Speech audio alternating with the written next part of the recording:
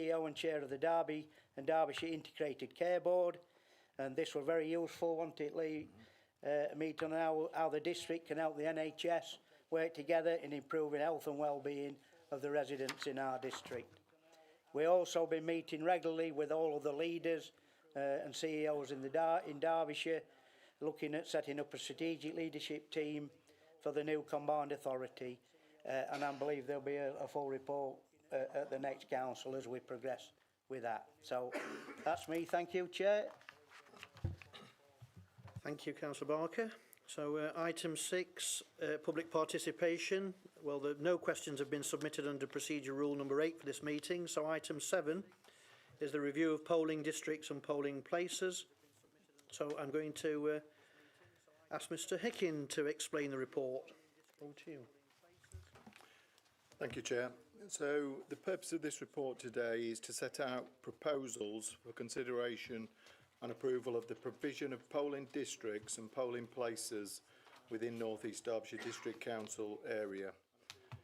You may be aware that Electoral Services team review all polling places before and after each election to ensure that they remain suitable for use. And you may also be aware that there have been other recent reviews in recent times for polling places to meet different requirements, such as COVID, for instance, where we had to ensure electors could maintain social distancing. And more recently, polling places changed for the May 2023 elections due to the new requirements of the Elections Act 2022. You'll recall that accessibility and the need to have separate areas for electors to show their photo identification in private, for example, were put in place. This formal review, however, that this report concerns itself with, has been undertaken in line with statutory requirements. As the report explains, we have a window of around 16 months between 1st of October and 31st of January 2025 to carry this work out. In essence, the reviews seek to ensure that all electors have reasonable facilities for voting as far as is reasonably practicable, including those electors who may have one or more disability or access issues. The review is a function of the council and not the electoral registration officer or returning officer, and therefore this report is before council for consideration, presented by myself as Managing Director. In undertaking this review, a notice of review was published on the 2nd of October, which commenced the consultation period. Consultees included electors, councillors, MPs, parish and town councils, political parties, existing polling place contacts and others. As the acting returning officer makes comments on the consultation responses, the responses have been split across 2 parliamentary constituencies that North East Derbyshire covers. The acting returning officer for Bolsover confirmed that they are happy with the proposals within. The closing dates for the responses was 30th of October. We received a total of 15 responses or submissions. 10 of these were opposed to using one of the existing polling stations. Clearly, in an ideal world, electoral administrators would have the choice of a range of fully accessible buildings conveniently located for electors in the area. This is not always possible, though, depending on what other premises are nearby. In the case of Park House Primary Schools, submissions were received not to use the school, with alternative premises suggested. The pavilion and a couple of other private premises were put forward. The pavilion would be an ideal polling station, but at the previous statutory review, concerns were raised that it's simply too far away from the main residential area of the electors. During this review, it has been acknowledged that a move away from the school would be beneficial, so that the school can remain open as usual on polling day. The private premises unfortunately cannot accommodate us on polling day, but if things change in the future, we'll look at this again. Subject to approval of the final proposal schedule, it will be necessary to publish a revised schedule of polling districts and polling places together with the relevant maps. And with that, Chair, the recommendations are set out at the front of this report, and I'm happy to take any questions. Thank you. Are there any comments or questions? Councillor Gillett. Chair, I was one of the people who objected to the use of Park House School, but I want to thank the officers who conducted the review. I see the difficulties that they have discussed in the report, and I expected those difficulties, but I welcome those comments, and in particular I welcome the commitment to review it as and when alternative premises come on and become available as well. Thank you. Any others? If not, we move to the recommendations, so we need a proposer.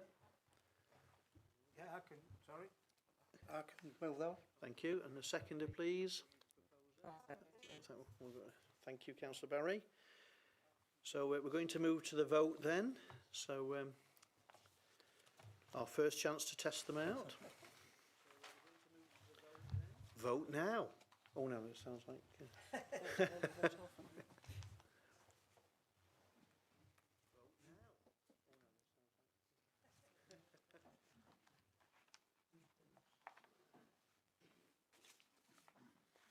I think that concludes the voting. So if we could see the result, please. So, overwhelmingly carried. Thank you. So item 8 then, the Treasury Management Update. So report to the Deputy Leader of the Council. So Councillor Kerry, over to you, please. Thank you. This is to update the Council on the Treasury Management activities for the period April to September 23. CIPFA's revised Treasury Management Code has made some changes to the reporting requirements from April. The Council has for many years received half-yearly updates, and this will continue, but the information that is required to be reported under the code has changed.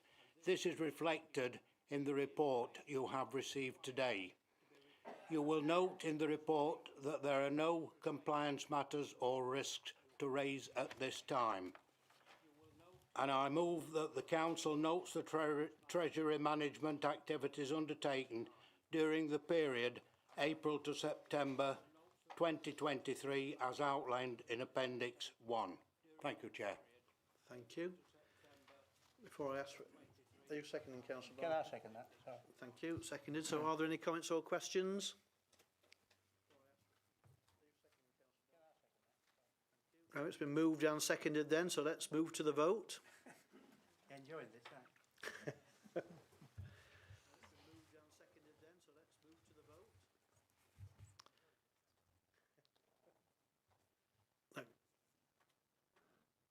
That's it, that concludes the voting. So let's see the final result, which will be a shock. Thank you. That's unanimous, thank you, that's carried. So item 9 then, changes to the Constitution, which relates to the speaking at Planning Committee. So I'm going to ask Mrs Sternberg to speak to the report, please. Thank you, Chair.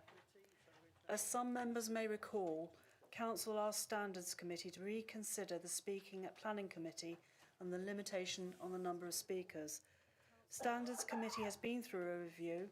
It has considered what other neighbouring councils do.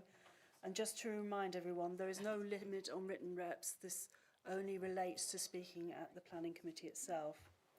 The report sets out the detail of the review, and it also sets out the changes proposed to the relevant constitution rules, and see paragraph 2.6 of the report for that. The recommendations include a discretion for the chair to increase the number of speakers, as well as an enshrined right for certain speakers, such as the local ward members, the MP, parish council and the applicant, to speak in addition to any other speakers. And it's there for your consideration. Thank you, Chair. Thank you. Are there any comments or questions?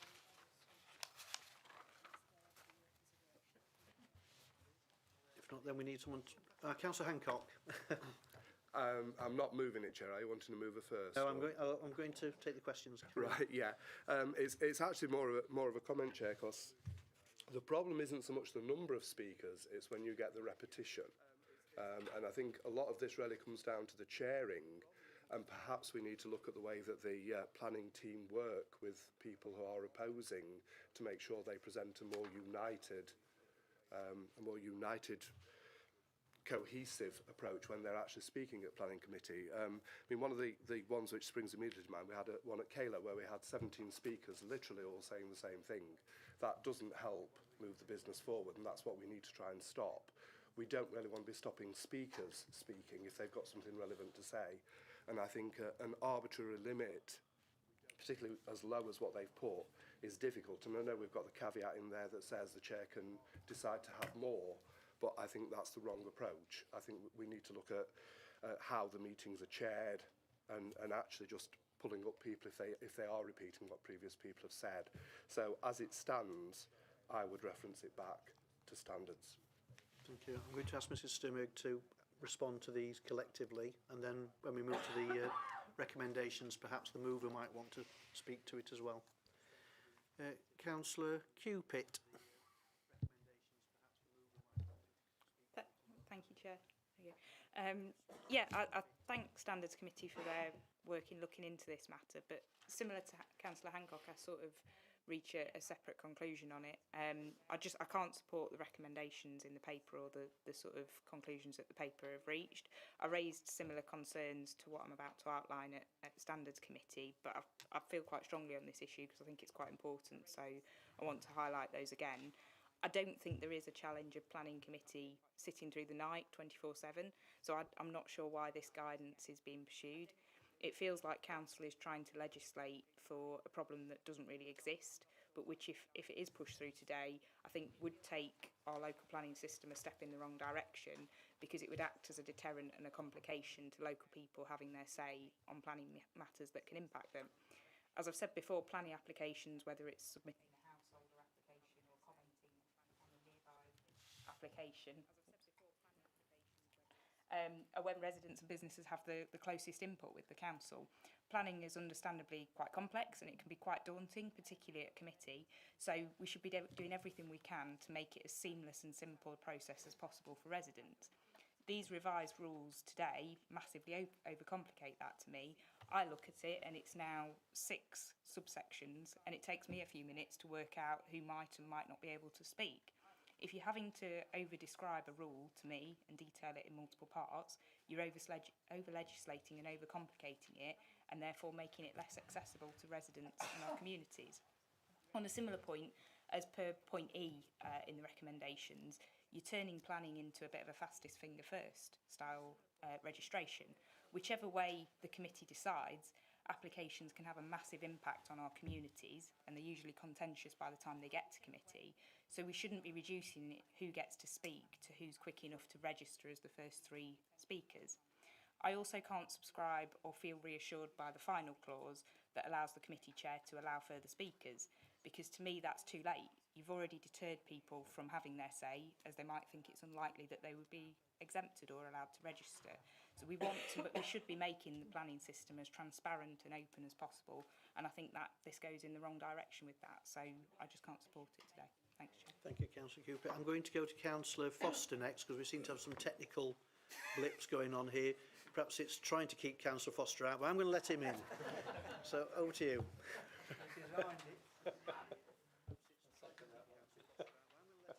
I'm on. You have me cancelled 3 times. Thanks for that, Chair. I agree what's been said, and I won't repeat what's been said by the previous 2 speakers, but I agree wholeheartedly with those comments. I'll try and add something different. I've been on the planning committee for a number of years, and when you look at those longer applications that take some time, for those that have been on there, they can take sometimes 2, sometimes 3, sometimes 4 hours and longer.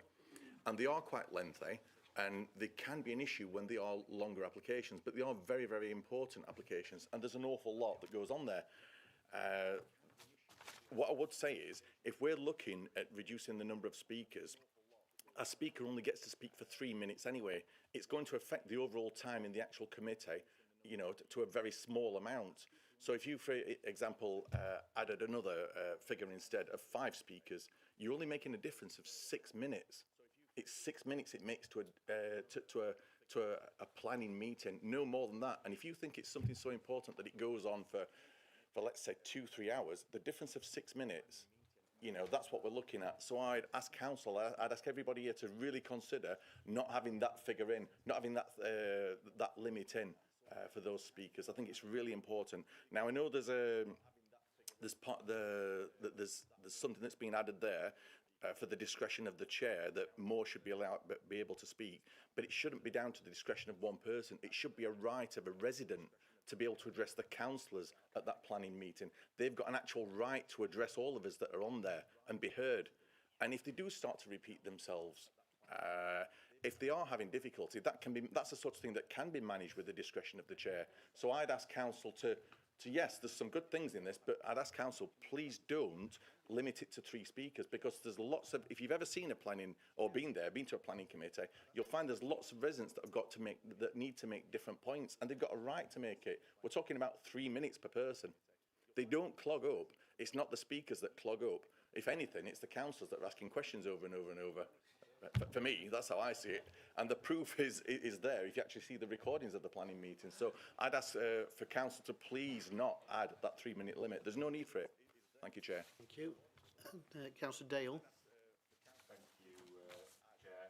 I'll, again, seek not to repeat the words of colleagues, but very much agree with what's been said. I'm not really clear what problem we're trying to solve. I think it's pretty rare. There's only a couple of applications I can think of where we've had a room full of speakers and it has taken all afternoon to deal with one application. But, you know, those are contentious issues and we deserve to give a fair hearing to those communities who feel very strongly about them. I think planning committee is really important because it's one of our residents' main interactions with the council. You know, that and leisure centres and getting the bins emptied are sort of the 3 main things that residents will interact with the council over. So I think it's really important that when they come to an event like that, but most residents might only ever attend 1 or less planning committees meetings in their life. So if they are going to make the effort to come, I think they ought to feel like they're not limited in the way that this paper is seeking to do. And I think it doesn't really tie in with the openness and transparency and collaboration sort of type message that's coming from the administration. I think it would be better to just see some better spacing of planning applications. If we have a lot of contentious ones all at once, have a couple of planning meetings within a month. I appreciate that's more workload for the councillors on the committee, but that's better to me than restricting the number of speakers. It feels very prescribed in terms of the approach, so in terms of parish council, MP, the elected members speaking. What happens if all of those people don't wish to comment or speak at the planning application? You've had slots effectively there that are being used up by specific people who may not want to take those up. So would we in those circumstances allow additional residents to speak? I don't know, it's not really clear from the paper. I think there's also an unfairness as well between the way that our system is warded. So a single member ward could have an incredibly contentious planning application, but only gets 1 slot to speak, if you like, whereas a fairly uncontentious application in a 3-member ward may get 3 members speaking, which just seems a bit skew-whiff and a bit unfair to me. And I think it puts a lot of pressure on the chair as well to decide whether an application is contentious enough to waive this limit of 3 speakers or not. And I don't necessarily think that's unfair on the chair. A couple of final points. I have had some dialogue with Alan Marr about the start date for this, and would seek reassurance and clarity that this won't affect the December meeting, because I understand letters for the December meeting of Planning Committee are going out today, so it feels a bit perverse to then restrict those members when they've already found out that they should be entitled to speak. So we just ask for clarity and have it confirmed in the minutes about that. And I also would like to propose an amendment, Chair, but I'll wait until it's moved and seconded, if that's okay. Right. Thank you. Well, let Mr Sternberg answer that bit about the December meetings. Yes, apologies, members. I should have said, yes, it would start from January, not from the December meeting. Thank you. Councillor Shipman. Thank you, Chair. I totally agree with everything that's been said so far. The point I would like to repeat, though, is that this should be a job for the chair to be dealing with. This is not a job for the Constitution to be trying to police. Planning Committee is one of the only kind of places in this council where the residents themselves have a direct input into that decision-making aspect. So why would we be trying to limit residents making representations on something that is quite important in most cases, and something that each resident will quite often have a different point to make because it affects their own property or their community in its own way? It's definitely the chair's responsibility to be managing that situation in the planning committee and not for the constitution to be dealing with. So I'll be voting against it, Chair. Thank you. Councillor Gillett. Chair, it feels like we're almost having the debate now before it's actually proposed and seconded. So I'll say some of my comments now, although they might be relevant later in the proceedings as well. As the chair of the Standards Committee, this matter came, as the officer said, to the May meeting, and there were some objections there as part of an overall package of changes that came through. And so at that stage, I was more than happy to take it away and look at it again, because I wasn't aware of the rationale behind the decision, and I've never said on planning either. And so I wasn't prepared to push through or recommend a motion that I couldn't put hand on heart and say I agreed with and fully understood and could defend. Taking it away, as the report details, we are actually an outlier when it comes to what our rules are with regards to a planning committee and public speaking. We are one of the few authorities that do actually allow anybody who registers to turn up with a guaranteed right to speak. The report itself does detail some of the other neighbouring authorities that have rules, but if you look at virtually any other district or borough council, and I've looked at quite a few, of all parties, including all the parties represented in this council chamber, or at least all the groups, should I say, represented in this council chamber, they all have a set of rules, and the proposals here are actually more generous than most others. I too am a sad person because I sat and watched the May meeting because I wanted to refresh my memory as to what was said at that meeting and what the concerns were. And a number of the concerns were, for example, that if councillors spoke, or if the MP spoke, or if the town or parish council spoke, that would prevent or take up the time and prevent residents speaking. And I thought that was a very fair and genuine argument, which is why this attempts to deal with that by giving elected representatives the right to speak and guaranteeing that, but not taking it away from the public. Why should it be in the Constitution? Because this is a statutory committee that sits in a quasi-judicial capacity, and in my experience, having worked with such bodies, or even with judicial bodies, they need a set of rules. They need a set of rules to guide them to be fair to everybody, and they need a set of rules that everybody understands. The recommendation in there to have that discretionary power for the chair, I actually think is important. I think it's really important because each application is different. What needs to be said is different. And if multiple people come along with different arguments from different groups, as it were, in a community, they should all be heard.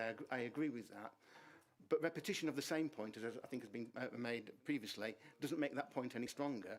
And the purpose of the public speaking at these meetings isn't to introduce new measures or to bring new factors to light. It's simply to assist the planning committee to understand the report and previous submissions. So I think, are some of these numbers arbitrary? Yes. But whatever number you pick would be arbitrary, and there is an argument for or against. I think on balance, this tries to be fair. It tries to be as inclusive as it possibly can. If it doesn't work, I wouldn't be amiss to looking at it again.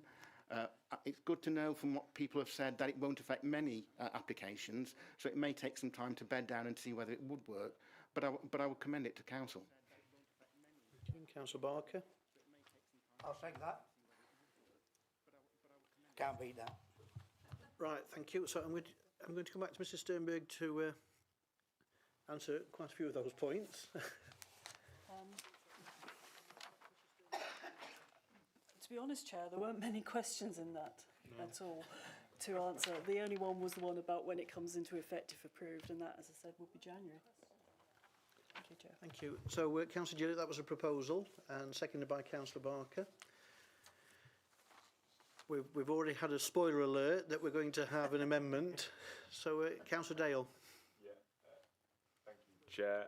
Just bringing the recommendations up, I would like to promote an amendment that we delete recommendations 1 and 2 and replace with that Council notes the views of Standard Committee but agrees to maintain the current arrangements without limits on the number of speakers, and an additional recommendation that the guidance for speakers will be updated to reiterate even further the point that speakers should not repeat points already made, because I've looked at the guidance for speakers recently, and it does sort of make the point, but it could be clearer, and I think that would help to alleviate most of the issues that we talked about today. Are you in danger of negating that recommendation, though? Mr Sternberg.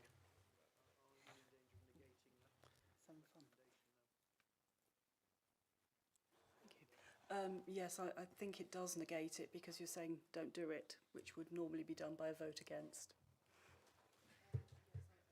Can I then make an amendment that deletes 2E? 2E. 2E. Okay. Sorry, that...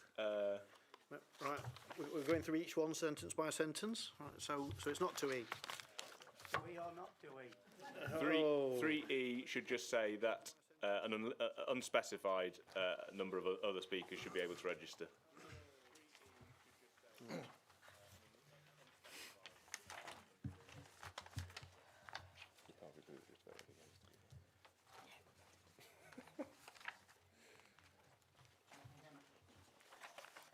Again, I think that would negate it. I think rather than unspecified, he would have to change it to a number, but not leave it unspecified. And that's what we're checking, Councillor Gillett, because I think we're in the same position. Just can't get the pages out.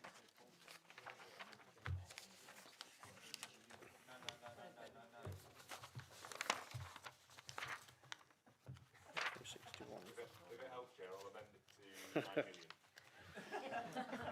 They're in that population of the district. I think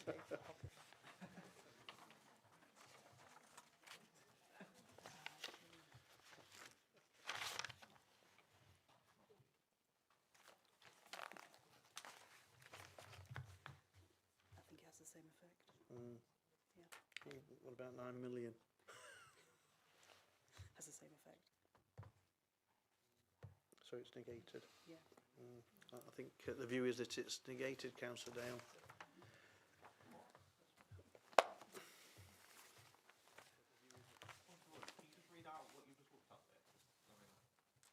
Mrs Sternberg. Thank you, Chair.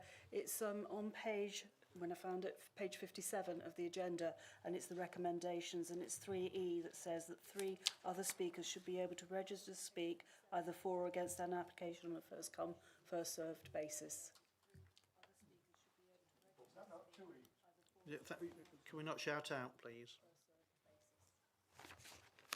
That's correct, isn't it? That's the one you were seeking to change. And that is the point of the report, is to give a limit to the numbers who can speak. So you're taking away that limit by taking away E. I've got some people waiting that have waited, and I'll come back to you, Councillor Dale, if you want to have a think. So Councillor Barry, then Councillor Fawcett. Yes, Chair.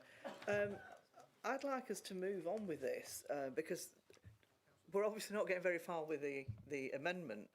And my suggestion would be that we move this and we take the vote on it with the proviso that there's a review done within 12 months.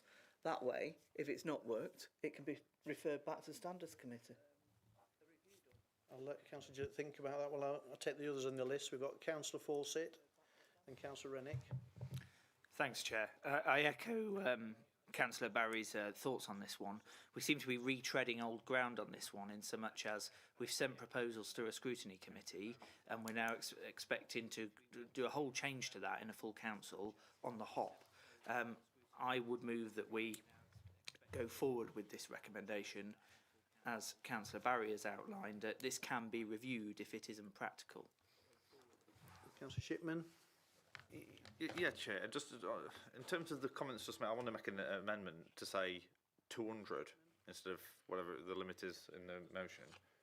That doesn't negate the motion. That puts a limit of 200 people. And on the points that has just been said, if the councillors on the other side of the room want to go back to their residents and tell them that they're limiting the amount of input that their residents can have at planning committee, by all means, fill your boots.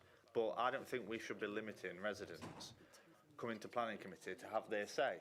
It's not just a case of, oh, let's move on and see what happens, because you know, like anything in local government, once something's in place, it very rarely gets reviewed.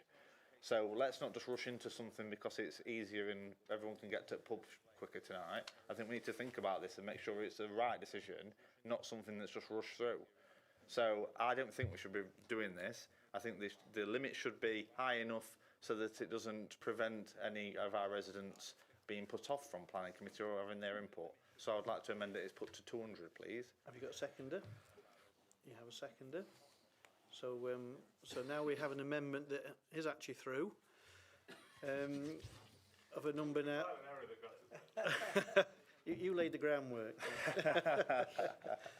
To a number of 200 now for the number of speakers. So we're now debating the amendment. So who wishes to speak on the amendment? Karen Rennie, you're on it first, so and then we'll come to Councillor Gillett. Well, it's very similar to Councillor Shipman. I was going to ask if we could actually take the 3 up to 20, with probably a little bit more sensible amount. Just that we've been to actually, anyone who's been to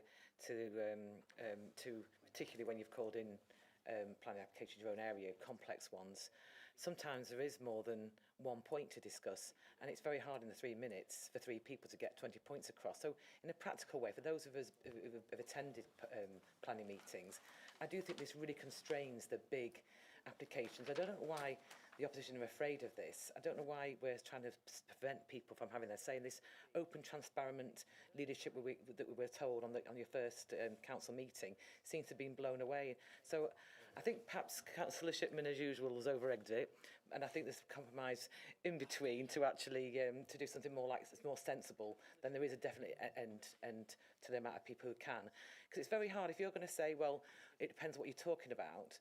Well, how do you know until people have actually got in the room? The 3 you might have got might be saying the same 3 things, which means all the people who haven't registered, and this fingers first thing is another really key point. You might get 3 people who've got poor representation, and then the people who might have made some really valid points. I really don't know why we're actually changing this. I think it's a really retrograde step.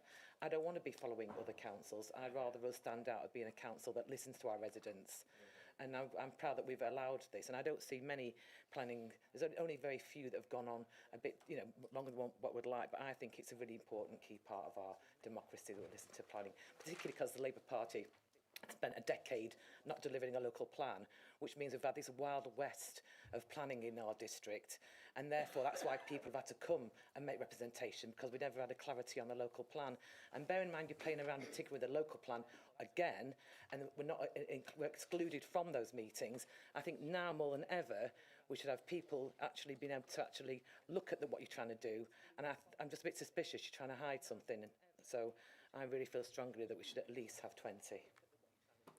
Councillor Gillett.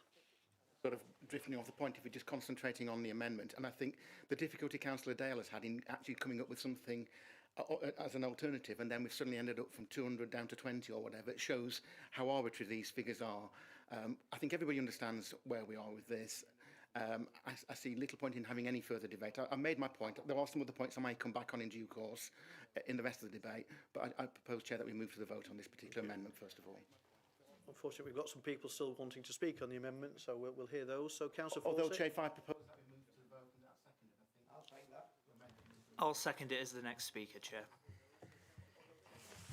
Thank you. Nice try. I'm going to hear 2 more, and then we will go to the vote. But I like what you were doing, Councillor Cupit. Just a quick one, Chair, in terms of adding on to this amendment. I can understand the point of let's try it and see, but that has quite a massive counter of let's not try it and see what happens.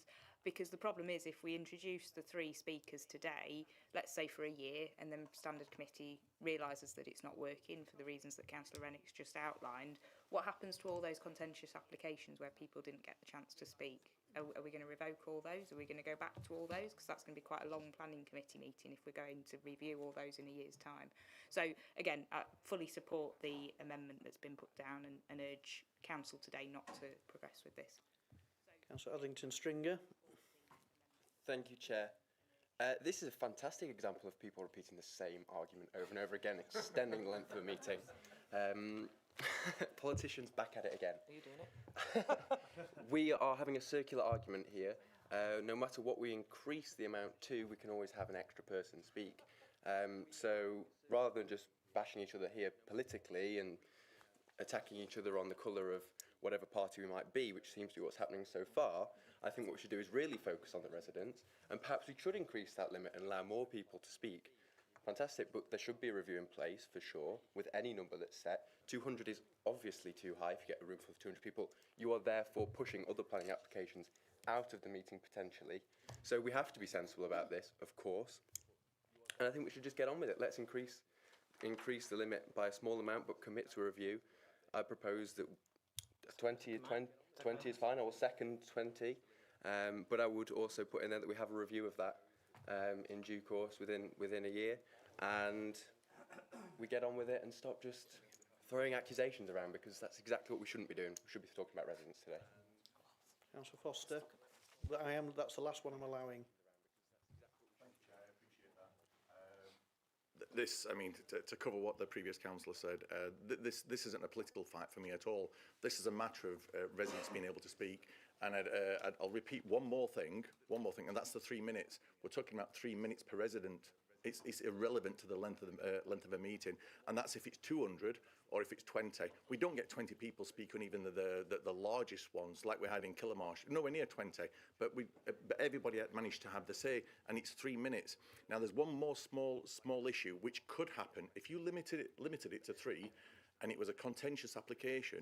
What could happen, and this could happen, if developers know about this, you could get developers putting 3 people up, asking 3 people to come and speak, and that is the end of opposition so residents wouldn't be able to come and speak on it if they knew they had to get in first. Now, planning consultants and residents are smart. The first thing they would do, I believe, is they put people up first to speak in support of it, and that's your three spaces took. So it's a real issue for me. I can see that happening a mile off. So I'd implore council not to go with limiting this to 3. Thank you, Chair. Yes, I'm going to go back to the second. So go back to Councillor Hancock then as the seconder of the amendment. Chair, I mean, I say this as someone who sits on planning committee. It's not that unusual for us to have more than 3 speakers. Quite often, I think of the last one, we may have had 4 on a particular item. So I think 3 is far too low. The key thing, and again I apologise for repeating, is making sure that we don't get the same points hammered home by like 20 people, because actually you do start to switch off when you hear that, and it doesn't work in residents' favour. So the key thing here is how the meeting is managed, rather than putting a number or a cap on the number of speakers. So yeah, I know we're taking the mick here out of 200 speakers, but that realistically is going to cover everything. I can't remember the last time we had 20 speakers. It may have happened, but it's certainly a long time ago, because I've been on there for quite a few years now.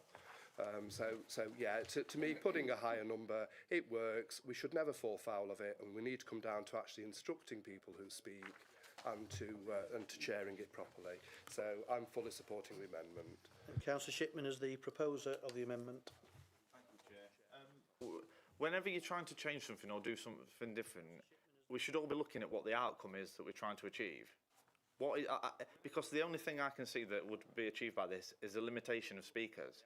Is there a problem that officers have raised? No. Is there a problem that councils have raised? No. So why would we be trying to limit the speakers to 3? Yes, 200 is a wild number, but that, like Councillor Hancock says, it's about putting a number in there that doesn't restrict anybody in any circumstance. And I didn't, to be honest, the point that Councillor Foster made had not even come into my mind, but it's a perfectly valid one, in that planning consultants will start gaming the system and start pushing residents even further away from having that input. So I would seriously ask that the Labour councillors on the other side of the room support this amendment, and let's just leave things as it is, so that the residents can have their say when they want to in planning committee. Thank you, Chair. Thank you. And I think we just need some clarity on the point raised about people loading it in one way or another in terms of the actual document. So, Mrs Sternberg. Thank you, Chair. On page 61 of your report, point C, 3 other people will be able to register to speak for the application, and 3 other people will be able to speak in objection to an application. So there would be 3 for and 3 against. I just wanted to clarify that point. Thank you, Chair. Is it a point of order? What a planning consultant will arrange for is for someone to put an objection in and then not show up to the committee, aren't they? Yeah, absolutely. Right. I think well, the points have been made, and I think there's been enough debate about the amendment. So we are going to move to a vote on the amendment, and the amendment is about increasing the number of speakers to 200. So this is whether you're in favour of the amendment, against or abstain. So over to your voting pads.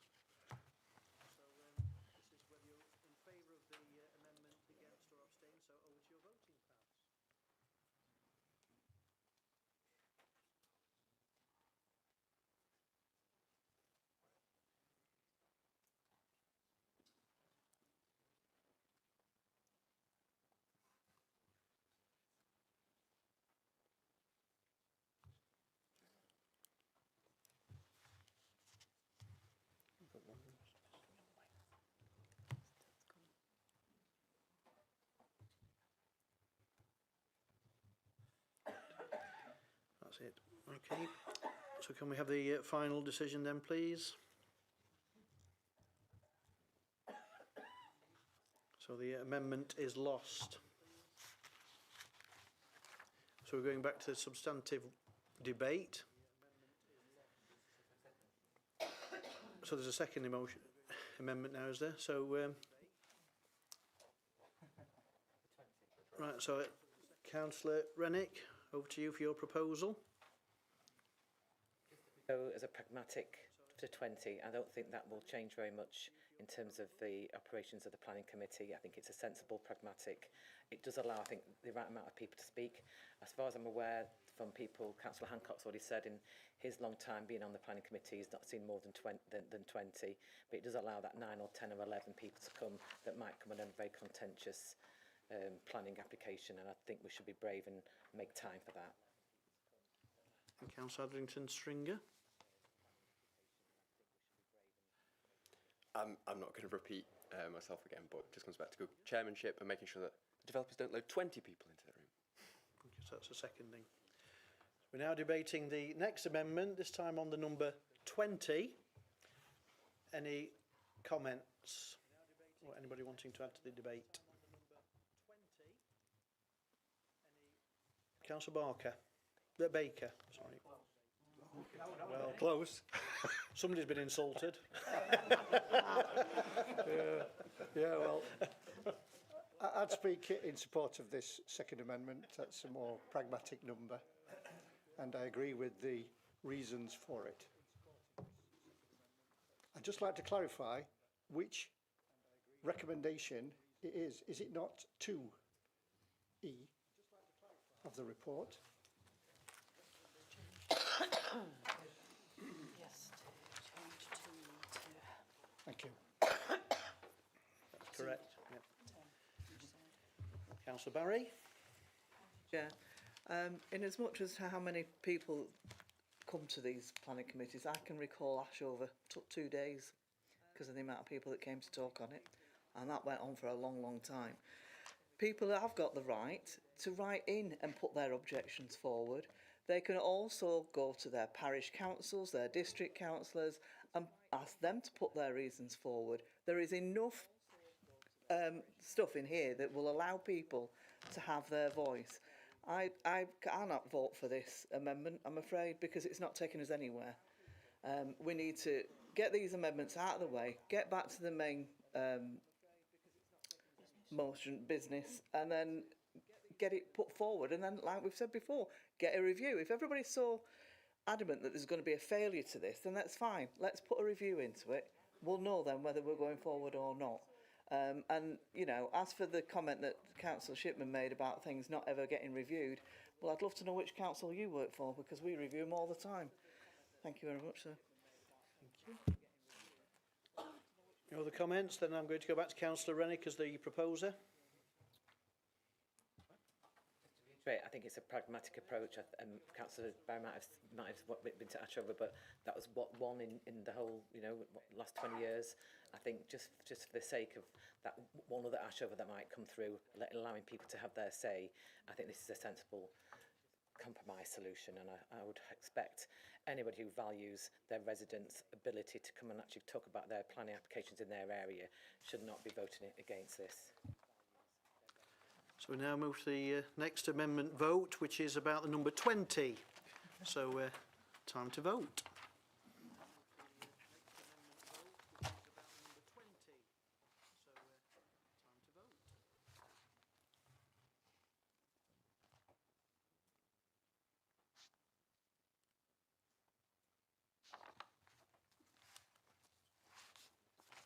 Okay, so we'll have the results.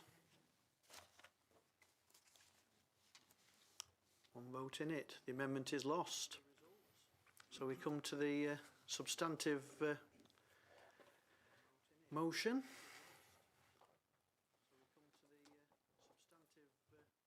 You, Councillor Dale, are you trying another number out? 21, yeah. No, I've resigned myself to the fact that that the existing motion is going to be voted on. I just wanted to clarify, well, 2 points really. The first is to clarify what Mrs Sternberg said a moment ago about the wording of recommendation 2E, I don't think the wording is clear enough in this recommendation, because I read that to say 3 other speakers should be able to register to speak either for or against an application. I read that to be a total of 3, of which they can either be for or against. If it should be the way that Mrs Sternberg suggested, I think it should say 3 other speakers should be able to speak either for, and 3 should be able to speak against, or the repetition of the word 3, just to make that absolutely clear. If we're happy to agree to that. And then the other thing I'd like to do is request a recorded vote.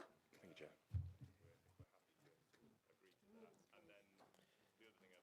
So we need to clarify the...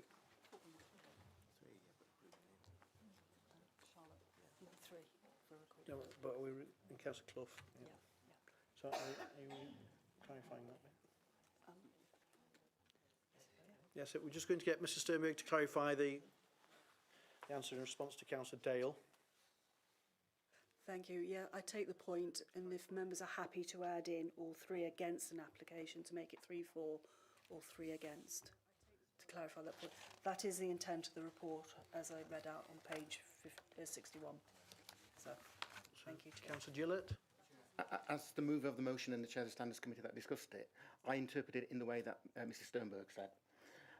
And therefore, I don't think it's needed, but if that amendment is moved, I have no objections and I would be more than happy to accept it.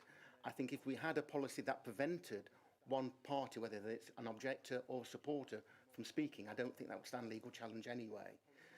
And I would expect the chair to interpret it in the way we've discussed it. But if it helps, I'm more than happy just to accept that minor amendment, just to make it perfectly clear in any circumstance. Are you accepting that, Councillor Dale? Yeah. Thank you, and thank you to Councillor Gillett. So the friendly amendment being added to that for clarification is accepted. Thank you. So are you still wanting to record a vote on that amendment now? No, or the whole thing? On the whole. Right. Anything else on the substantive? Councillor Gillett? I get to sum up at the end of the day. You do, yes. That's what I'm saying. Is there anything else anybody else wants to say in terms of the substantive motion? If not, Councillor Gillett to reply. One or two of the points that were mentioned. First of all, I just want to reject Councillor Shipman's comment that this is about getting through a meeting quicker so that people can go to the pub. I think that's quite insulting to the members of the planning committee. I have every confidence that whatever the rules are, they will do their best and they will listen to the arguments and the recommendations put forward to them and then make up a decision based on what they think is the appropriate decision. As far as the review is concerned, well, this council conducts a review every year of its constitution. We're in the middle of one right now. And members of the majority group, opposition group, sit on it. So there will be nothing wrong in next year in anybody in this council chamber who wants part of the constitution reviewing to let either myself know or let Mrs Sternberg know. And in fact, as a plug, if there's anything you can think of now that we should be looking at, now is the time to tell us as well, so that we can take that as part of the review. As I said, every council, not every council, the vast majority of councils of whatever political persuasion have rules, and this is a set of rules. And we do it for other things as well. On the agenda for this meeting is public participation. There are limits as to how many people can come along and speak there. And I'm sure, looking at many of people in this room or on parish councils, you will have a similar rule. You do exactly the same thing to govern how that meeting runs, how many people can speak, and how long they are given to speak. And therefore, this is no different from that. But this, as I say, this is a statutory committee. It sits in a quasi-judicial capacity. It needs certain rules to guide it. Ours are not out of the ordinary. In fact, they are more generous than most other councils. And therefore, I would continue to recommend it to council and hope everybody would support it. Thank you, Councillor Gillett. So we are going to move to a recorded vote. What that means in terms of our new technology is that this time, when we vote on our pads, and you'll see all the names come up there, those will then be taken and then added to the record of minutes. So recorded votes are actually each of your names with the way you voted will be in the minutes. So hope that's clear. Yeah. If you go, move to your voting pads then, please.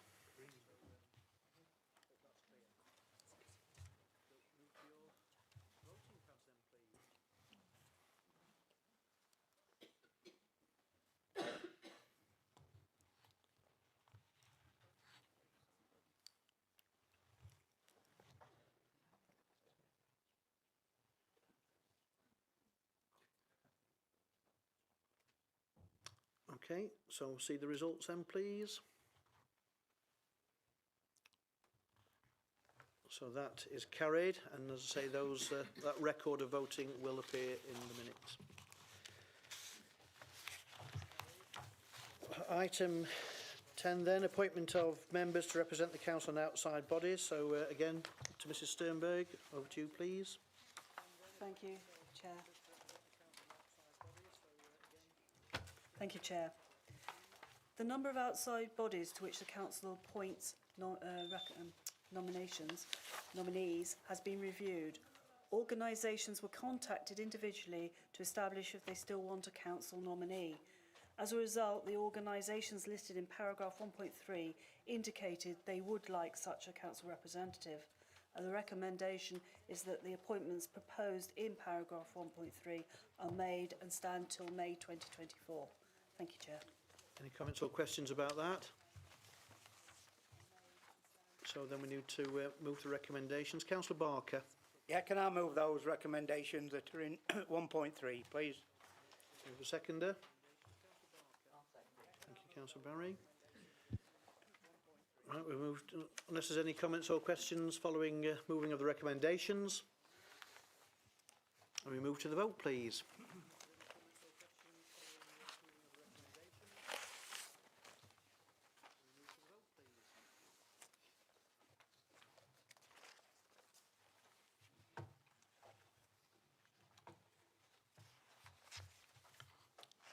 And if we could see the results. Thank you, that's carried. So item 11 then, to answer any questions from members under Procedure Rule 9.2. So we have a number of questions submitted, so we'll start with question A. Councillor Gillett.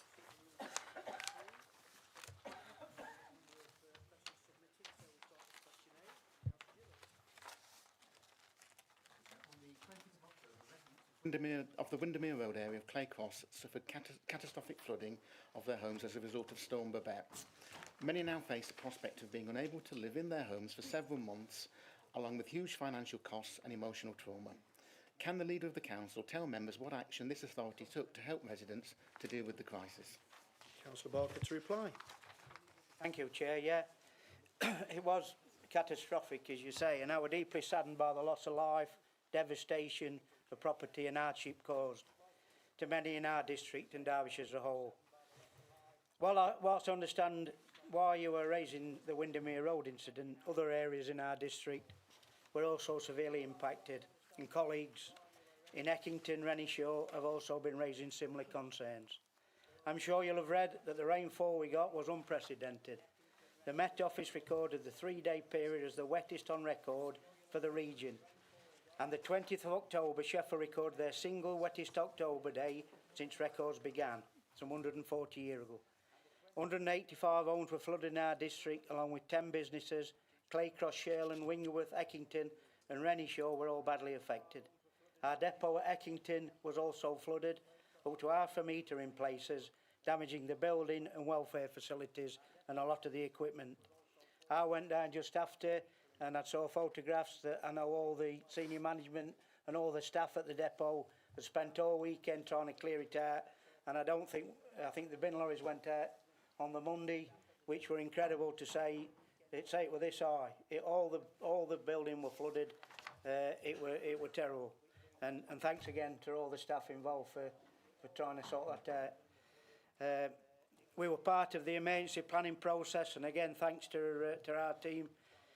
Brought together all the partners, including the Environment Agency, the Flood Authority, Met Office and Emergency Services, who over the weekend battled with the surge of water that were travelling through Derbyshire. We got it first, where it carried on going, as Derby were impacted on the Saturday with major incidents being called right through Erewash and Nottinghamshire. Officers across the county worked tirelessly together over the weekend. Water teams were stood up by the fire service, Environment Agency field teams were clearing grids, and the County Council made available pumps and tankers and got flood signage out. We, along with our colleagues at other districts, supported the residents who contacted us with practical help, filling and distributing sandbags, signposting to the agencies who could offer help. We also need to clean and repair the depot, as I've said, and we got everything sorted for Monday. On Monday, senior officers visited all the areas worst impacted, and the contact centre made over 100 welfare calls to residents. We stood up staff and vehicles to support the Derbyshire-wide recovery effort and provided free refuse service to residents who needed to clear their homes. Our engineers carried out inspections of the worst affected areas to identify any immediate remedial work that were needed. On Friday, following the floods, the government agreed grant funding to support those affected, and by the following Tuesday, residents were accessing the grants. To date, I think we've issued £44,000 in grants, and we've offered council tax relief to about just over 100 households. So we've done what we can. That's what we did during the storm and just after. A supplementary question, Councillor Gillett. For that outline. I want to start off actually by recognising the hard work of the staff. I've been down there several times, and after the initial weekend, I think our staff here played a tremendous part in supporting those residents, and I know a number of them spoke to me personally and said how appreciative they were of the hard work that was put in. And I also actually want to just name the managing director, because I know he went down on the Monday and he took a lot of the anger of the residents, and I must admit I went down a few hours later and I took some of that anger as well, but it made my life a little bit easier. but I think it shows leadership that you actually went down there, and I think that ought to be recognised. The residents are obviously angry with this authority, and there may be legal proceedings, but I don't want to raise that as my supplementary question. My supplementary question is about the future. Because the big concern is what is going to take place to make sure this never happens again. That is the responsibility predominantly of the County Council in its capacity to lead local flood authority, but it's clear from the County Council's documentation and strategy that there is roles for other agencies, including this authority. So my question for the leader is, will you ensure that this authority plays a major role in the investigation that will take place or is taking place, and that it will champion the cause of the local residents there to make sure that all measures are put in place that can be reasonably put in place to make sure that they are never the victim of flooding again? Councillor Barker. Yes, is the answer to that, Kevin, shortly. But I think we're also reviewing all the emergency planning incident response, aren't we, Lee? That we feel went well, but there's always lessons to be learnt from them events. We're working with the Flood Authority through a Derbyshire-wide recovery group on prevention and lobbying for technical reviews for all the sites affected, because if we can, we don't want it to happen again. We are working with partners across Derbyshire and DEFRA to launch a flood prevention scheme and assist property owners to improve their own flood resilience.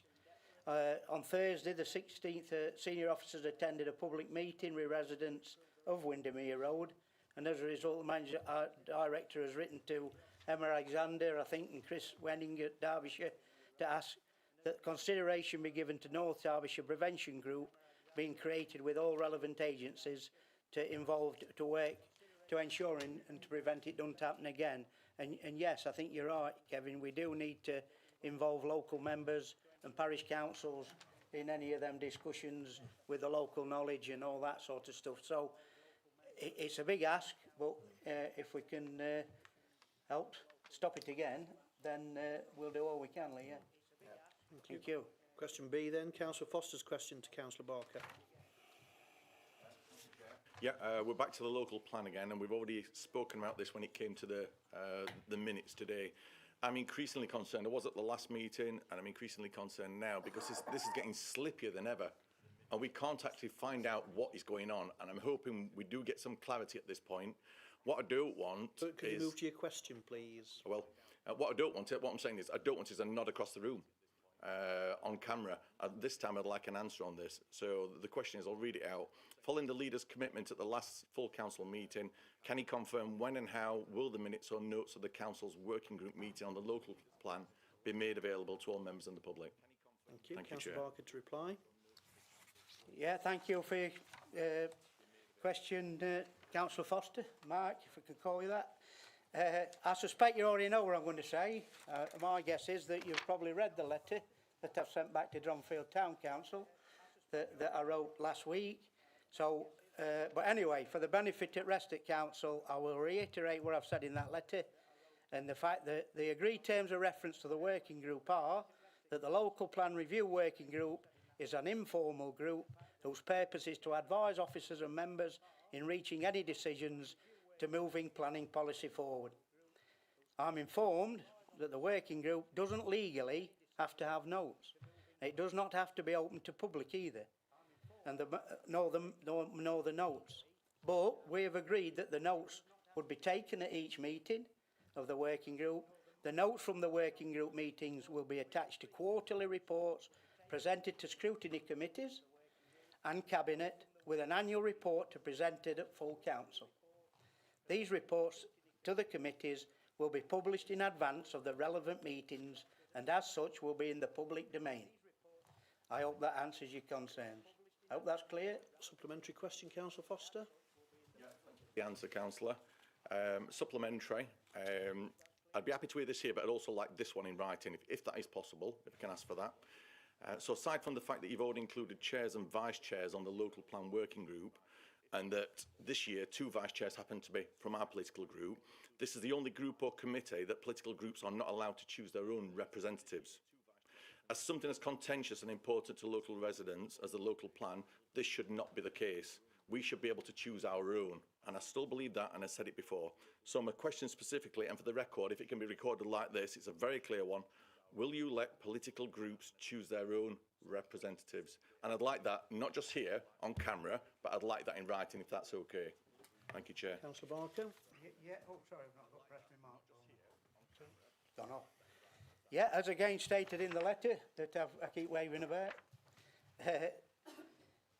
the working group is not a committee, and as such there is no legal requirement for it to be politically proportionate. As a working party, it is not a decision-making body. As I have said, it is there to advise. I would also like to point out that whilst you were in control, the steering group only met twice in 4 years, and the notes from those meetings were never published or in the public domain. So I'm just saying. So that's clear for you. It's staying as it is. And I can put that in writing if you want. In fact, I've already written it down. No, that's it. You've had your supplementary. And question C, Councillor Cupit. Your question to Councillor Barker. Yep. Would the Leader of the Council outline his administration's views regarding untidy and unfinished plots of land in the district? I'm having it tough today, aren't I? There's other people in the room. Now, thanks for this. It would have been handy, really, to know which bit of land you're on about, to be honest, Charlotte. But I assume it's probably about them bits of land in Mickley, near the shop. I might be wrong. But again, it's a similar question. You'll probably know what I'm going to say, given you've been trying to resolve it for the last 4 years, probably. And having said that, we were trying for probably longer than that when we were in control, if it's them bits of land. If it's not, then I've got another answer, more generally, which is we're reviewing all the plots of land as part of our new asset management and housing strategy. There is already a process in place for selling plots. Our review intends to make sure that we take a strategic approach to selling plots rather than just selling them on a case-by-case basis. We are not responsible for maintaining privately owned plots. If there are problems with privately owned plots, such as unfinished structures or untidy conditions, we would need to consider enforcement action where appropriate. We can take action against untidy plots of land, particularly if they attract rodents or fly tipping. If it is the Mickley one, for the benefit of council, I can state what you probably already know, that the land at Priestley Avenue we are trying to strategically purchase, but it's very slow. We continue to negotiate with the landowner. We've also written to him asking him to address the fly tipping and overgrown vegetation. He hasn't responded, so we're now looking at enforcement options. Harworth Close has 2 unfinished plots, but the Crown owns them, and it is time-consuming and a legal process to resolve it. So I hope that helps. Councillor Cupit, supplementary question. Councillor Barker. That is helpful, and I thank officers for their work in that regard. But that they weren't actually the plots of land I was sort of thinking of in asking the more general question. Specifically, I feel like the council isn't sending the right message in this regard, as the council's left a Green Homes Grant Fund demolition site in Mickley, which should be being turned into much needed parking, to overgrow and become a litter trap. Whilst this is no criticism of officers, can I ask you to commit to completing this as soon as possible and getting me a time frame for the completion within the next week or so, let's say, because that is obviously sending the wrong message to the wider district and specifically to the other plots in Mickley. Councillor Barker. Yes, I can't do that now. I didn't know about that. So I will look into that and we'll get you a written response as soon as we can. Thank you. Question D then, Councillor Dale, then to Councillor Barker. Sorry, it fell within your portfolio, Nigel. Will the Leader of the Council please confirm the administration's current intentions with regard to the paused parking strategy and what is to happen with the HRA budget allocation of £280,000 per annum to support parking improvements in estates where the council is the principal and primary owner of properties? Thank you. Councillor Barker to respond. Yeah, thanks again, and thanks for your question, Alex. Although I do find it somewhat ironic that you chose to ask this one. I think you could have asked one of the other three. It might have been more appropriate, given that the last administration spent nearly £160,000 of tenants' rental income, mostly in Apenol. I'll keep reminding you about that, Alex. A nice view down the Dale, I said, or a Dale. That was my joke at the time. I'll keep on with it. Thank you. You weren't here to hear it. You were badly. No, it was COVID. We got COVID. But basically, and to pay for that, for them improvements, it would benefited 42 tenants in 3 wards, and we all know where the other wards were. And that works out at £3,800 per tenant, and many of them tenants don't own a car. So with that in mind, we've decided to review the programme. However, the money is still in the budget. And I know there's a motion on this later on the agenda, and I will try to address some of those issues, because it will be a debate then, not just answer a secondary question, if that's all right with you. I can ask a secondary question, obviously. It can, that's right. Sorry, Chair. Sorry, Chair. Another question, Councillor Dale? Chair, I mean, as it happens, the works in Apenol are still not finished, actually. So I would ask what Councillor Barker says to those residents in Apenol, but not just Apenol, those residents in Wingerworth, in Killamarsh, in Eckington, in Cutthorpe, and various other areas where we were pursuing schemes, where we had consulted in many of the cases, and where, you know, the residents quite rightly were expecting that we would have some sort of intervention, and now there is uncertainty. Was that a question? Right, I say, right, sorry, Councillor Barker, I missed the beginning bit. I think I will address those in my response to the motion, and I've said the money is still there, and those places are still being reviewed and looked at. Nothing's been took out yet, so but we are looking at it, which I'll explain in greater detail in response to the motion. Thank you. So, item 12 then, to consider motions from members under procedure rule number 10. First motion is moved by Councillor Adlington Stringer. Over to you.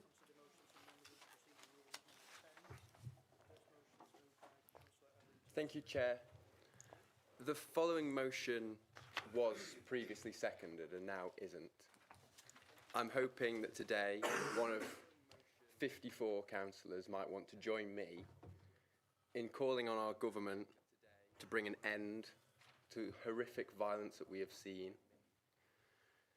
to suffering, and to call for a ceasefire. I have spoken with various members of the council in leadership positions, in opposition parties, and so far nobody seems to be prepared to do that. That saddens me, that shocks me, and the silence that I hear right now, and the silence that I might have to sit in here when we don't have a debate, we don't have a vote, says more than any of you are prepared to. We have seen hideous actions by Hamas on October 7th, and we have seen a disproportionate response from Israel ever since. But what disappoints me more than any of that is the response by British politicians of all levels. I'm hoping that we can come together as a council to represent our residents, as I've outlined in this motion, to call out all forms of discrimination which I've seen and witnessed in our district from all sides. We should come together, combat that, and call for peace. Now, to me, that seems very straightforward. Seems an easy thing to do. But for many of you, it isn't. And I've struggled to understand why that is. When I submitted this motion, I received a call from the monitoring officer. She told me that the word ceasefire had become politically charged. We heard from the chair of this council at the start of the meeting. We talked about Remembrance Day. We fly a Ukrainian flag outside this building. Yet nobody is prepared to talk about this. Why is that? Well, I've heard from the leadership of this council that it's marching orders from upstairs. And I feel that the same is true for the opposition as well here. People are putting the interests of their party ahead of people on all sides of a brutal, brutal war. It's my turn. You all have an opportunity now. There's a motion ahead of you to give us an opportunity to at least debate, to have an opportunity to vote. I know what will happen next. It's what's been happening over the last couple of weeks. More silence. This is your opportunity. It's in the minutes. It'll be here for us to look back at again. The same way the Iraq War. This is your moment. I'll leave it with you. Just know whatever you do, generations will look back at this. Thank you, Chair. Thank you. Do we have a seconder?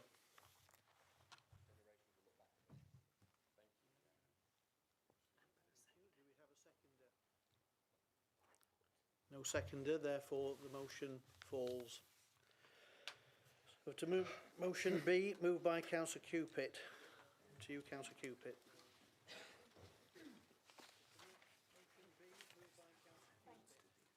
Thank you, Chair. I was going to bring this discussion forward at what used to be the local plan steering group, but as that no longer exists, I've brought it here today. Separate to the overarching local plan, there's obviously an ability for councils to pursue detailed planning policies and stances through supplementary planning documents.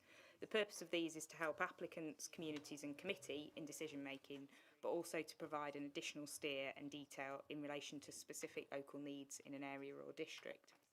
To give a couple of examples of why these are needed, I think, and to expand on a couple of those referenced in the motion that I've put forward today. As many members know, we're facing an increasing number of expansive applications for solar farms in our area. Whilst I think we're all supportive of renewable and clean energy, these applications, such as the recently refused Oakthorpe and Sherland one, and one that's likely upcoming in Morton and the surrounding area, are presenting a dilemma and a judgment call in terms of the impact on our landscape and the vast nature of them in contrast to the clean energy. So whilst I'm not seeking to express a view or judgment of those upcoming ones or current ones, I think it is an issue we should seek to look at in the round on a principle basis and decide our principles on them. Similarly, there's the opportunity to be stronger on some issues to better reflect the demand and character of our specific district. That covers the other references in the bullet points in terms of going one step ahead on what we want from any new developments in terms of wildlife and energy measures, as well as looking at, for our town centres, ensuring a variety of attractions. By this, I mean ensuring we don't have all the same type of business in a town centre, and that is in our power. Be that, and I'm not criticising any business or type of business, all takeaways, all services, or even all bakers, or things like that. Finally, I know we have differing views on this, but recent meetings and events, such as on the Claycross Town Deal, highlight the Council's planning policy on car parking isn't clear enough and probably doesn't reflect current demands or needs. That doesn't just apply to town centres, and I don't just even reference Claycross, as I know colleagues in Eckington, Dromfield and Killamarsh have had similar issues with individual applications in their town centres. But it also applies to new development, where I get lots of feedback there isn't enough parking or visitor parking. I know this is something that the County Council is working on a county-wide basis, but I think it would be good to reflect the specific rural and district position we have here. So I hope all members will recognise there's some important topics to discuss and debate and feed into, and so I hope members today will support the establishment of this group. Thanks, Chair. Thank you. Do we have a seconder? Councillor Dale? Yeah, happy to second and would like to reserve my right to speak. Thank you, Chair. That's fine, thank you. Councillor Barker? Yeah, thank you, Chair. Yeah, I'm getting the message. Well, I'm sure you're aware that based on recent government announcements, there's likely to be changes to the local plan making process over the next 12 months. The new system will introduce supplementary plans, which will replace the supplementary planning documents, SPDs, and as a result, any work currently being done on these SPDs is likely to be wasted. However, the research and data collection around issues such as renewable energy, climate change, biodiversity, town centre planning, car parking strategy, I imagine, that weren't on my list, I've just added it, will continue, ensuring they're based on solid evidence. The local plan working group will be responsible for considering any future supplementary plans, and therefore we won't be supporting this motion. I'm sure Councillor Liggett, who's on the steering group, working party, should I say, will be able to feed in some of those concerns. Thank you. Any other comments or questions?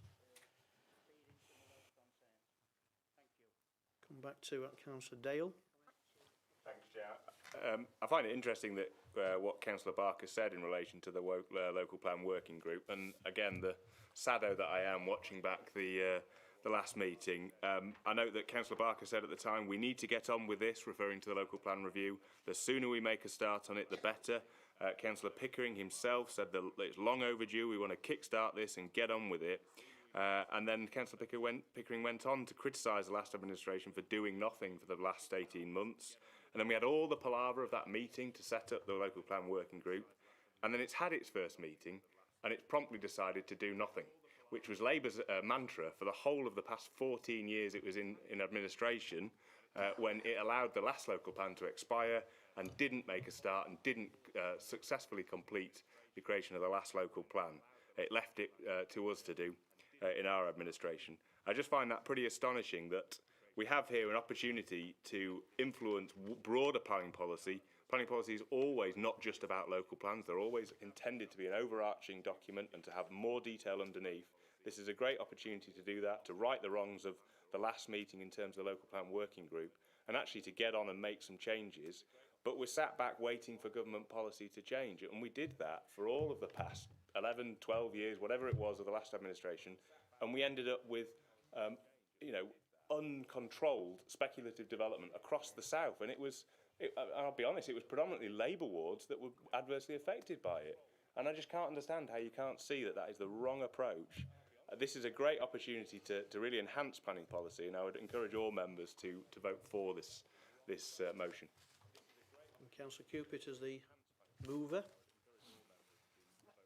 Yeah, just to wrap up, I think I appreciate Councillor Barker's response, but disappointing because, as we know, the local plan steering group that's been set up, and informal working group, is informal, doesn't report back, and it disenfranchises the majority of members in this chamber. Whereas these are quite specific and detailed, policies that we were putting forward, and no respect to any representatives on that steering group, but there's different members who may want to feed in on different things, from town centres, from that represent areas with solar farms, etc. So I would again urge all members to think carefully in supporting this. And again, can I call for a recorded vote just when we go to this? Thanks. We just need a third. Thank you. So that's a recorded vote. So we are going to move to a vote on this motion, which is recorded. So once again, same procedure as before, voting, but it will form part of the minutes. So if we could go to voting, please.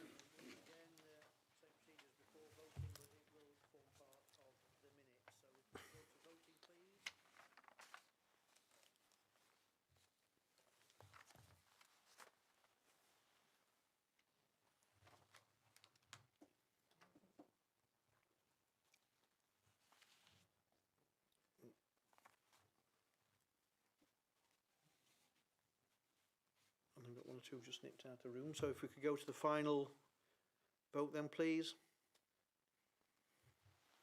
That's it, the motion is lost. Thank you. So motion C, moved by Councillor Dale. Over to you.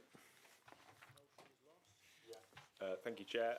Obviously follows the question we had earlier, and I welcome Councillor Barker's announcement that the budget is not lost, if you like, and fully accept that it's absolutely your prerogative as a new administration to review any policy, any strategy, anything that the last administration was doing, and wholly accept that. I think from my perspective, what I'm really asking here is that we don't lose sight of the fact that A, parking is a significant issue for a lot of our residents, and B, that we have powers, we have the ability to do things about that, particularly where we are the principal and primary landowner, and we have a lot of council-owned properties, and I would argue that also that tends to be where most of our acute parking problems are. Poor design from many years ago that didn't factor in the fact that families have a lot more vehicles now than they used to, and so yeah, I would say that there is an opportunity there, and actually my view of local government is that we have a duty to support our residents and to make life better in any way that we can, and therefore I'd like to see some support for this motion. I'd like, as I say, for the commitment to that budget allocation to remain in place specifically for dealing with parking issues. The other aspect to this is during the past few months, actually, probably just prior to the election, I was contacted by a few residents who highlighted the need for some form of loan scheme so that they could enable themselves to be able to put a driveway on the property, and I think it struck me as a really good idea. And if the administration is not keen on the previous parking strategy, I think it's another way in which we can actually have an impact on dealing with parking issues by opening up the opportunity to people who might not otherwise be able to afford it to put in place their own driveway. We can agree a spec and a design for that, and obviously, in terms of keeping our estates clean and tidy and looking good and everything, and also in terms of surface water runoff, all of the permeability of the surface and those sort of things from a planning perspective, to make it simple. So yeah, that's the justification for the report. I want to ensure that we continue to spend that money on parking improvements and do what we can as an organisation. I appreciate we're not the only authority responsible. And also whether that idea around a tenant loan scheme could be looked at, and obviously if a report can be brought back to full council so that we can explore and all members be able to feed into the next steps. Thank you, Chair. Thank you. Do you have a seconder? Thank you. Councillor Cupid, are you reserving your right? Thank you. So any comments on this? Councillor Adlington Stringer. Sorry, Councillor Barker. We'll go with... You sure, Councillor Barker? I'll go with you because I said it. Thank you, Chair. To me, this is a demonstration of the lack of joined-up thinking here. We've just had a motion about climate change mitigation measures, and now we're talking about car parking. I'm not sure how you can bring both those motions together. It seems very strange. You said many families own more cars than they ever have. Yes, that's because of years of successive failures to implement decent public transport infrastructure in our area. I live in a ward where I cannot have a car. I would love to not have a car. It's impossible to get around this district without a car. Just yesterday, actually, I was in Wingerworth on the local park. I had 2 or 3 people, different times, come up to me and say, I've been waiting for a bus and none's turned up. That is the tale of where we live. It's time and time again. It's classic. So we are forcing people into car ownership. That's the first problem. The second problem now, or your supposed solution to this problem, which successive councils and governments have created, is to make residents choose between having a garden, a green space, or a driveway. That's the solution. To concrete over a place for their children to play, for something which we should be promoting, a wild space, somewhere for a fox or a hedgehog to be, somewhere for them to enjoy, not more tarmac. The answer to this is investing in public transport, supporting people with active travel. It's not through more concrete and getting people more cars and putting more concrete and more cars. What happens with the next government, the next council? Do we just build another level on people's driveways and keep going up and up and up? It's ridiculous, and it's a failure to join up the thinking, and I certainly won't be supporting this, and I'd urge everyone else to do the same. Thank you very much. Thank you. Councillor Barker. Yeah, thanks for that, Frank. Yeah, and yeah, we'll take on board what you say, Frank. We're where we are, and I'm answering the question that's in front of me. it is, in an ideal world, I think we could do all that. But in my answer to Councillor Dale's question on the issue, hopefully I made it clear that the car parking programme is still under review. We are open to considering the motion, but I need to make clear that the council, the proposal to loan HRA money to tenants isn't straightforward. Indeed, quite the reverse. It is complex and will have its challenges, and that might explain why the Conservative group only want to introduce such a policy now when they're in opposition. There's also an issue of fairness for tenants, since a number of tenants have already benefited from the existing scheme, we know where they are, to provide additional parking provision without having to borrow money to pay for it. This proposal requires future beneficiaries of a revised scheme to have to take on debt, and I would understand it if some of them felt aggrieved by having to do that. Also, as alluded to in my previous answer, was the challenges that a mixed tenure of many estates would cause when drafting a policy that uses only HRA funding to pay for extra parking places. This proposal does nothing directly to help those who own their own homes or rent the property from someone other than the council. Yet they would benefit indirectly from additional off-street parking because it would free more on-street places. But the policy just asks HRA tenants to foot the bill. We believe that a fairer solution for all, HRA payers and non-HRA payers, in areas of mixed tenure would be to have projects jointly funded by both this council and the county council. With that in mind, I would like to move an amendment which doesn't change the sentiment of the original motion, but includes a request that the county council, as the highways authority, match fund our allocation. If the amendment is passed, Cabinet would take the proposal away, and once we're in receipt of a response from the county council, give the proposal proper consideration and will then report back to this council in due course. Thank you. Have we got the amendment somewhere?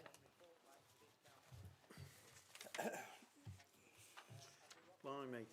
That's the amendment with the track changes. Martin, you said it were in big letters. Apparently there are paper copies around and about. So. They're not big letters, Martin.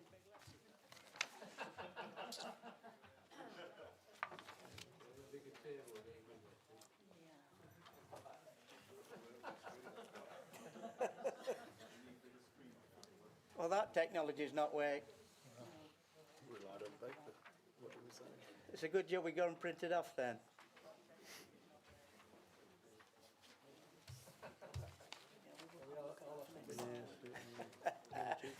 We got some, what do you call it, theatre glasses.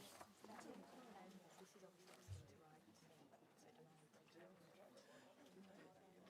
don't think so. No, absolutely not. It's right. Could do. But it's nice and transparent if you say. Yes. It's not a decoration as such, is it? This is not an interest. No, well, you see, it's got Mr. Marr now wanting to speak. Don't belong. You wanted to say. It's close. It's close. Right. The queuing system. No, I say close. It's close. What about the green light? Yeah, why some green, some red? Do you want 5 minutes to read it, Alex, while we'll go to the toilet? We didn't have that. I've done it in you want to see original where there's no changes. I can... Well, before you even move, Councillor Barker, we don't even have a seconder. Sorry. She's just gone to the toilet. Do you want to second the amendment, somebody? I'll second it. So you're seconding Councillor Birkin. Are you reserving your right to reply? Right, so we do have a seconder. Councillor Birkin. Yes, Councillor Birkin's going to second it. I think we're now just having a short break while some people just assimilate the additional wording.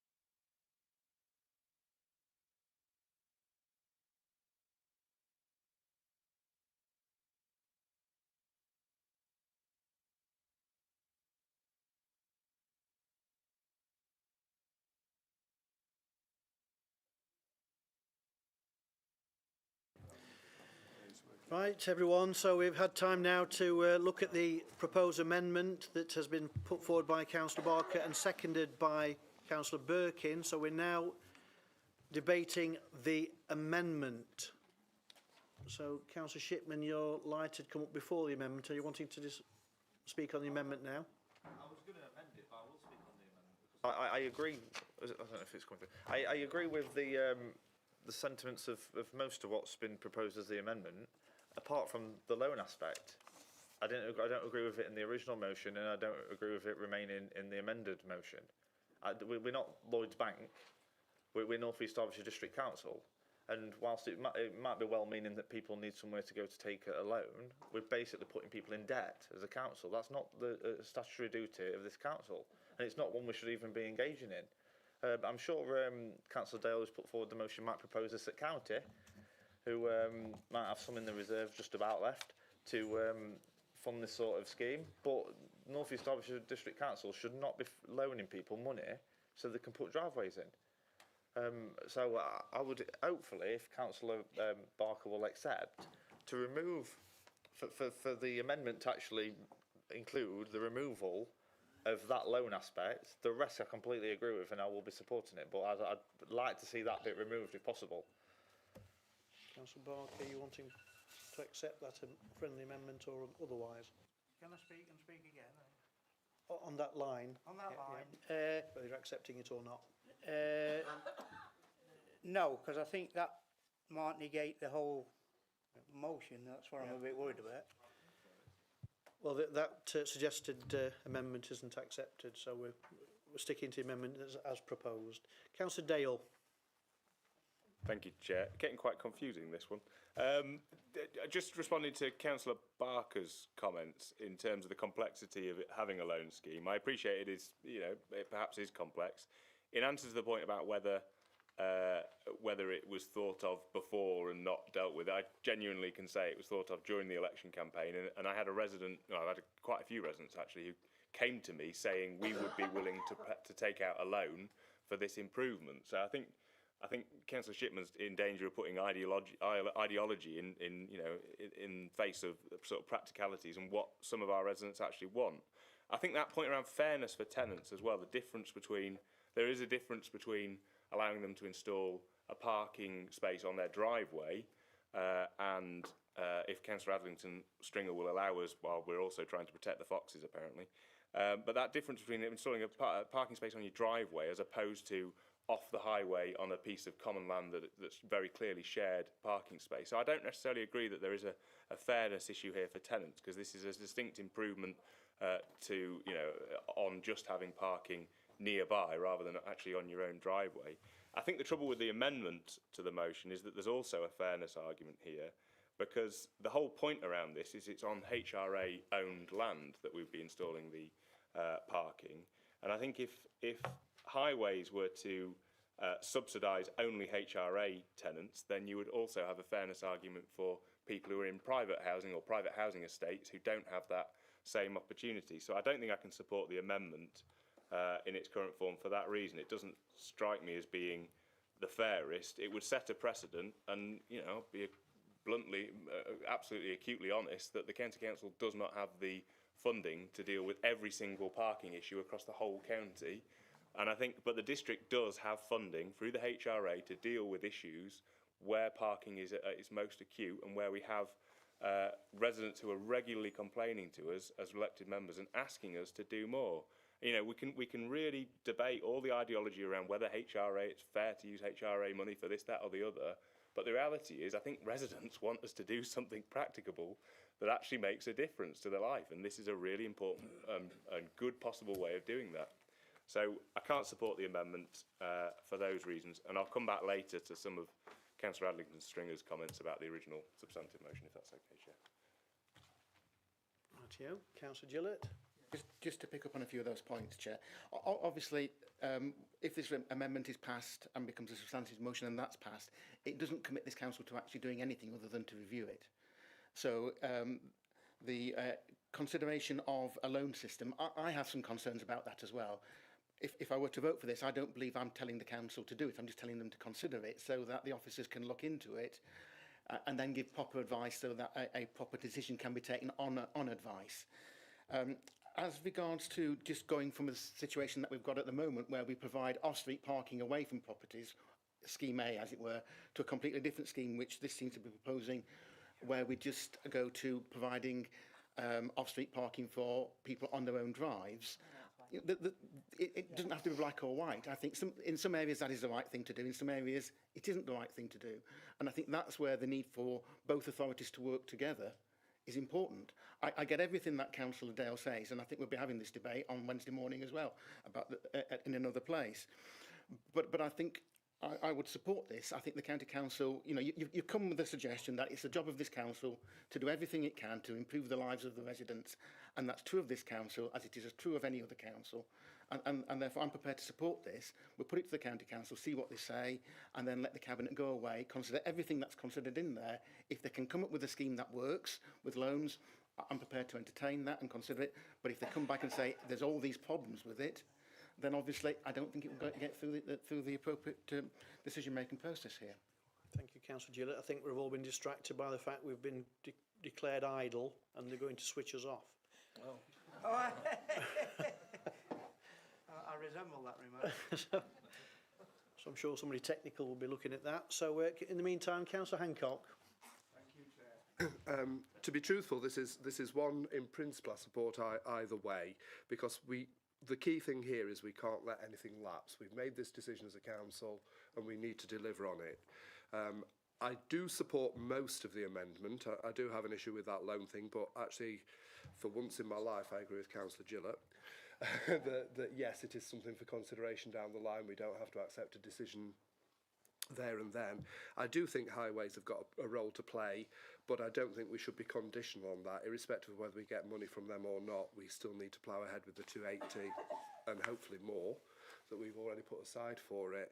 I do take on board what Frank said with regard to the environmental things, but we've also got to look at what's real and what's happening right now, and obviously work towards that in the future, but we've also got to deliver against people's needs right now. So I think the amended version is better, and I will support the amendment, but irrespective of whether the amendment goes through or not, I will be supporting the motion outrightly. But yeah, I have concerns over that loan issue. Thank you. Any other comments? If not, can I come back to Councillor Birkin? Then you reserved your right to reply as a seconder. Thank you, Chair. Just to say that, yeah, I support the idea of the motion from Councillor Dale, but I think the amendment that Councillor Barker is proposing just takes it that bit further and will enable us to progress with this idea and make benefits for people across the district.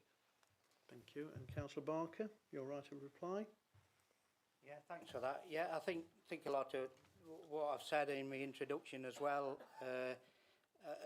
We're reviewing it because it's not as straightforward as we hoped, I think, or you hoped, the administration prior. And I think one of the considerations is right, what Frank says.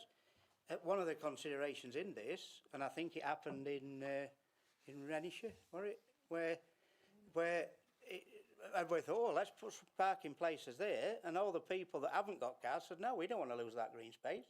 So you've got to balance that off with the provision of extra parking. So it's all got to be reviewed. The complexity of trying to fund it out of HRA money, as I'm sure Jane used to say this at the audit committee every time we brought this up, that there's some legalities around that. If you've only 50% of council houses and the HRA is funding it all, is that right? So it's all up in mix. We're not discounting it, and I think it's something, like I've said, and the motion, the amended motion spells it out, that we can chuck all that into mix, and I accept every estate could do with more car parking, whether we like it or not. And there should be more buses or whatever, but it's not straightforward to pay for that, and where you put it, there's technical issues around building over services and all that. It's not every bit of green space can be a car park for lots of reasons. So we're not discounting it. It's there in the motion. And again, if the county council can match fund this, that would be a great bonus. So I've already moved the amended motion. You have. So we're now voting on the amendment put forward by Councillor Barker. So if we could move to the vote, please. This is to vote to accept the amendment. Yeah. Yes.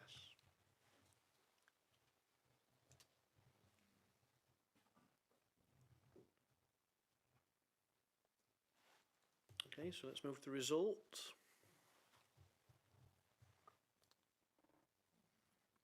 That's it. The amendment is passed and therefore becomes the substantive motion. So we're back to the substantive motion, which is now the amendment that we've just agreed. Any comments now on the substantive motion? Councillor Cupid, you were the second of the original motion, which is now a substantive motion. Do you want to pass comment? Yeah. Thanks, Chair. I have got to declare a bit of an interest because I think we're about to be writing to myself, so I look forward to that. Times I've written to myself and given myself a stiff warning. I think just to address a couple of the points throughout the debate, I think in terms of the principle of car parking provision, I think we all support public transport. You know, in this county, we've received 51.5 million in terms of specific bus funding, you know, over the coming years, and that's something we're all working to try and improve. But we've got to be realistic that some people need cars in our rural district, and they need access to vehicles, and that's not an anti-environmental measure. And some of the tenants that have raised this issue with me as well, it's not green space that they want to put a driveway on. It's sort of a half-slabbed thing, but they can't quite park on it because it's not safe to do so. So it's not an environmental aspect. So I don't really sort of buy into that part of the argument. And then just in terms of the second thing, I think we will support the now amended motion whilst not supporting the amendment. But I do think it has confused and conflated actually the principle behind this motion, which was aimed at sort of council house and specifically at tenants rather than at just parking issues in general, because it was looking at what this council can focus on in terms of tenants and the issues that tenants and estates have with parking. And we've already touched on that earlier today in relation to the Mickley question. So a bit disappointed by the amendment, but you know, I think overall would still support this motion because I think we should be focusing on getting the parking strategy going again. So let's see how we can do that. Thanks, Chair. Councillor Dale. Yeah, thank you, Chair. Not much more to add to what Councillor Cupid said. I think just in response to Councillor Adlington Stringer's points, I mean, lovely bit of idealism, but you know, we live in the real world and our residents quite rightly expect a bit of support to be able to deal with issues like parking problems. We've heard from him that for some reason a parking space is necessarily bad for the climate, but we obviously have electric vehicles. There are permeable surfaces for these sorts of things. They don't have to be tarmac. You know, there's even solutions like grasscrete, for example. So I don't think we should solely be thinking about the foxes when, you know, we're making policy decisions like these. It's definitely a factor, don't get me wrong. You know, we absolutely need to consider the environment, but, you know, we have to live in the real world here and focus on solutions that makes life better for our residents. And I think the same can be said about the buses issue. Absolutely, you know, on Utopia, it'd be nice to be able to get on and off a bus to even come to these meetings, but we don't live there. We live in the real world. So, yeah, great. Thank you, Chair. Thank you. So we're going to vote on the motion now, which is the one that was the amendment, is now the actual substantive motion. So just to be clear about that. So if we move to the vote, please.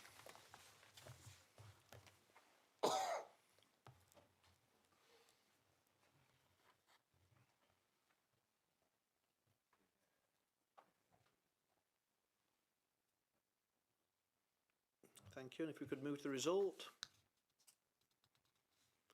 That is carried. Thank you.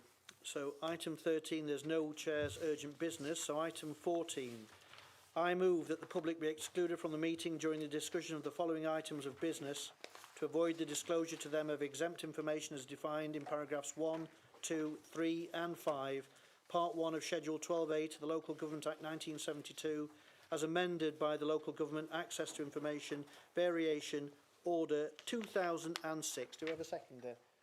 Yes. Thank you, Councillor Morley. All those in favour by show of hands? That's carried. So the public is now